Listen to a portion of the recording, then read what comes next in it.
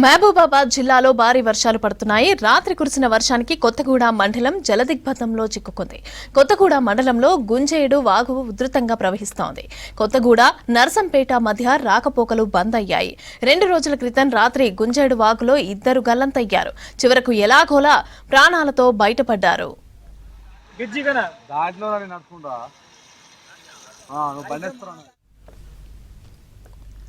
వాట్వాయి గ్రామ శివారులోని రియానా తండాలో ఉన్న ఇండ్లలోకి వరద నీరు చేరింది.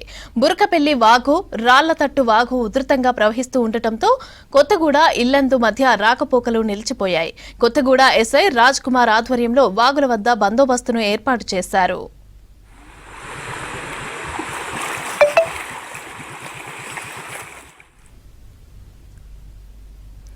గంగారం మండలం ఇల్లందు వైపు వెళ్లే ప్రధాన రహదారిపై భారీ చెట్టు కూలిపోయింది. దీంతో పలు గ్రామాలకు రాకపోకలు నిలిచిపోవడంతో అధికారులు సహాయక చర్యలు చేపట్టారు.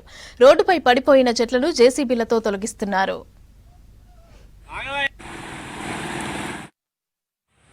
రాత్రి నుండి కురుస్తున్న భారీ వర్షాలకి గుంజేడు వాగు మరియు రాళ్లతెట్టె వాగు, బుర్కపల్లి వాగులు, మిగతా చిన్న చిన్న వాగులు ఉధృతంగా ప్రవహిస్తున్నాయి.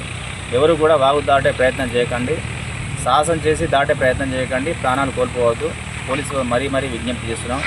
15 రోజుల క్రితం కూడా ఒక ఇన్సిడెంట్ జరిగింది. దురదృష్టవశాత్తు ఒక వ్యక్తి ప్రాణాలు కోల్పోయిండు. కాబట్టి వాగులు దాటకండి. వాగులు దాటిన తర్వాత